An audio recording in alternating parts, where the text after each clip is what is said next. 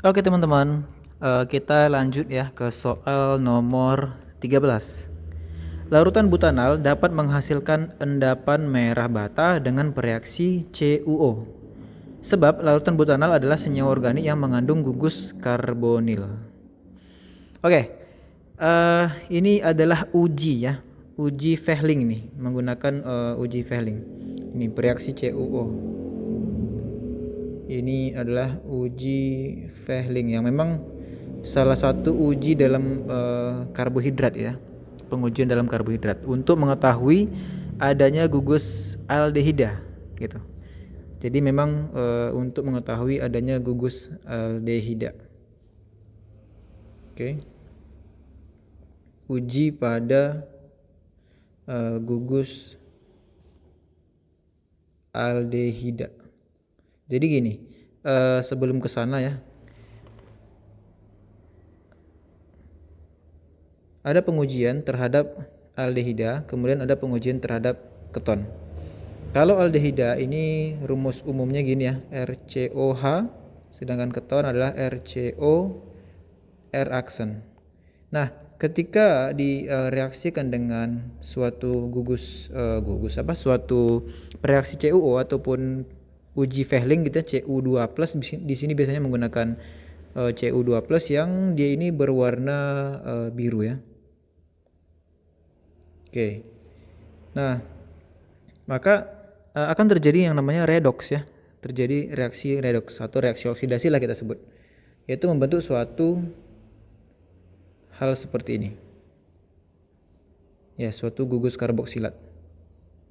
Oke, kita anggaplah ya seperti ini juga boleh, menghasilkan suatu Cu aja gitu.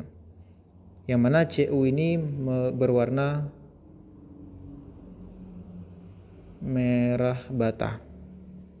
Terus kalau dengan keton Cu2+ ya, warnanya biru kan, maka ini tidak terjadi reaksi apa-apa ya, karena memang keton itu tidak bisa lagi dioksidasi.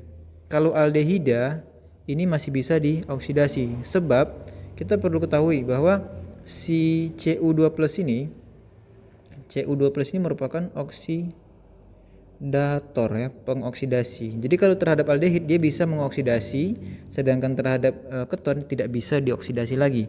Maka alhasil tetap menjadi apa? Larutan yang berwarna biru, artinya tidak ada perubahan apa-apa, tidak ada terjadi reaksi. Kalau yang aldehid itu ketika direaksikan dengan uji Fehling yang berwarna biru, nanti jadinya berwarna merah bata. Kenapa? Karena ada perubahan ya, dari biloxnya 2 menjadi 0 gitu ya, yaitu warna merah bata. Sedangkan kalau Cu2+ yang dengan keton itu tidak terjadi reaksi, maka warna larutnya tetap warna biru. Oke, jadi kalau dengan menggunakan aldehid hasilnya positif, sedangkan kalau dengan keton hasilnya negatif. Maka larutan butanal dapat menghasilkan endapan merah, itu benar ya. Karena memang dengan aldehid butanal, oh ya kita belum bahas ya. Butanal itu adalah aldehid ya. Adalah senyawa aldehid. Butanal itu berarti 4 C-nya ya. Maka kita bikin gini. Gambarannya gini aja nih. Nah, ini namanya butanal. Tinggal kita tambahkan H2 sama H3. Itu butanal. Oke, jadi di sini terdapat gugus aldehid atau aldehida. Terus sebab larutan butanal adalah senyawa organik yang mengandung gugus karbonil. Benar ya. Jadi sebenarnya uji Fehling ini uji pada gugus aldehid ya. Ataupun sebenarnya ini sih lebih tepatnya mungkin bukan hanya sekedar uji pada gugus aldehid, tapi uji untuk membedakan adanya gugus aldehida dan keton. Oke. Jadi uji untuk membedakan ini, karena kalau dengan aldehida hasilnya warna merah bata, tapi kalau dengan keton hasilnya biru atau negatif. Maka untuk membedakan aldehida dan keton. gitu ya. Eh sebenarnya itu aja sih sebenarnya fungsi dari uji Fehling ini untuk membedakan aldehida dan keton. Terus kalau kita nyambung ke sebab larutan butanal adalah senyawa organik yang mengandung gugus karbonil, sepertinya cukup bisa dikatakan benar ya kalau kita lihat dari penjelasan sebabnya itu. Karena memang butanal ini mengandung ada gugus karbonilnya. Gugus karbonil itu apa? Ya gugus CO. Gitu ya. Gugus karbonil itu gugus CO gitu ya, yang nanti ada dengan H misalnya atau dengan R bisa ya. Jadi karbonil itu yang ini. Gitu. Jadi sebab larutan butanal ada senyawa organik yang mengandung gugus karbonil sebenarnya benar. Keton pun juga ada karbonil ya. Ini karbonil, ini juga karbonil. Nah, ini agak masih nggak nyambung sebenarnya. Kalau kita baca-baca itu dia kurang tepat rasanya kalau hanya sekedar mengatakan sebab bahwa dia itu mengandung gugus karbonil, sedangkan keton itu juga mengandung gugus karbonil. Tapi ini benar. Cuman rasanya tidak ada hubungannya gitu ya. Larutan butanal dapat menghasilkan endapan merah bata. Oke, benar. Sebab larutan butanal mengandung gugus karbonil. Lebih tepatnya mungkin gugus aldehid gitu ya. Kalau kita sebut gugus aldehid benar. Tapi kalau gugus karbonil aja itu dua-duanya gitu ya. Maka ini sebenarnya benar, tapi tidak berhubungan. Seperti itu. Kalau dari pendapat saya seperti itu ya. Barangkali teman-teman mungkin ada komentar bisa disampaikan di kolom komentar ya. Maka jawabannya adalah yang B. Cuman tidak berhubungan aja gitu. Butanal memang benar gugus karbonil tapi nggak berhubungan aja. Seperti itu. Oke, jika ada pertanyaan bisa ditanyakan di kolom komentar. Mari kita lanjut ke soal nomor 14. Al2SO4 3 kali digunakan untuk mengendapkan zat pengotor pada air. Sebab Al2SO4 3 kali dalam air dapat membentuk koagulasi dengan rumus AlOH 3 kali yang mudah larut dalam air. Oke, kita cek dulu pernyataannya. Ini materi koloid ya, materi koloid.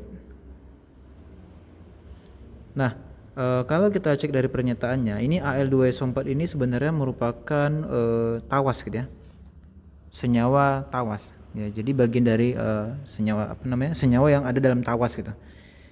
Nah, fungsi dari Al2SO4 itu memang benar. Ini kita katakan benar ya. Jadi memang Al2SO4 3 kali ini itu digunakan untuk mengendapkan zat pengotor pada air. Nah, tapi nanti memang ada mekanismenya. Jadi bukan hanya tiba-tiba Al2SO4 itu yang mengendapkan, tapi mekanismenya dimulai dari Al2SO4 3 kali untuk mengendapkan zat pengotor. Mekanismenya kurang lebih gini ya. Al2SO4 3 kali itu kan dalam air akan terionkan menjadi ini 3 kali gitu ya. Nah, Al3+ yang terbentuk ini nanti akan bersenyawa dengan suatu OH- membentuk suatu AlOH 3 kali. Nah, ini kita katakan sebagai koagulan. Ya, suatu koloid lah gitu ya. Jadi ini suatu koloid AlOH 3 kali ini. Yang mana ini AlOH 3 kali ini dia solid ya, cenderung bukan larut dia malah, tapi dia sebagai koagulan atau endapan gitu ya. Nah, AlOH 3 kali inilah yang akan memiliki peran untuk menarik kotoran ya dalam air sehingga nanti menempel gitu ya. Jadi AlOH 3 kali ini kan dia koagulan tuh. Nah, kotoran dalam air itu akan nempel ke koagulan. Gitu ya. Akan ada tarik menarik. Kenapa? Karena memang AlOH 3 kali ini dia punya muatan positif ya kan, yang mana dapat menarik muatan negatif yang ada di dalam air gitu ya, kotoran dalam air. Sehingga nanti nempel ya. Jadi akan terjadi apa? Hasilnya nanti terjadi pengendapan. Ya, pengendapan dengan konsep gravitasi ya. Jadi kan air yang ada kotorannya itu dia biasanya susah untuk diendapkan. Maka dengan bantuan dari Al2SO4 3 kali itu membantu untuk menarik atau mengumpulkan kotoran sehingga jumlahnya makin banyak kan. Ketika jumlahnya makin banyak, maka dia akan terjadi pengendapan di dasarnya ya, di bagian dasar air misalnya dalam wadah gitu ya, dalam wadah misalnya. Kan itu biasa dipakai seperti itu. Maka nanti bisa disaring, kemudian airnya bersih lagi. Nah, gitu ya. Oke, kita sambung ke sebabnya. Sebab Al2SO4 3 kali dalam air dapat membentuk koagulasi. Nah, ini benar, dapat membentuk koagulasi dengan rumus AlOH 3 kali yang mudah larut. Nah, ini yang sebenarnya menjadi permasalahan. Apakah mudah larut? Tentu tidak. Kalau mudah larut, otomatis ini nggak akan terpisah ya. Justru malah kalau dalam gambarnya kan gini nih, ada suatu air gitu ya, suatu air yang ada kotoran di dalamnya. Nah, ketika ada ditambahkan suatu Al2SO4 3 kali, maka terbentuk AlOH 3 kali di sini. Ya kan? Tapi dia bukan larut, malah dia di sini terjadi pengendapan gitu ya. Jadi dia mengendap sehingga nanti dapat disaring gitu ya. Jadi kan kotorannya misalnya banyak nih, kotorannya di sini gitu kan. Nah, itu ditarik semua sama AlOH 3 kali. Jadi terkumpullah menjadi suatu koagulan atau endapan gitu ya. Endapan yang akhirnya bisa berada di dasarnya nih. Jadi di sini ada endapan di dasar gitu ya. Nah, kalau mudah larut berarti dia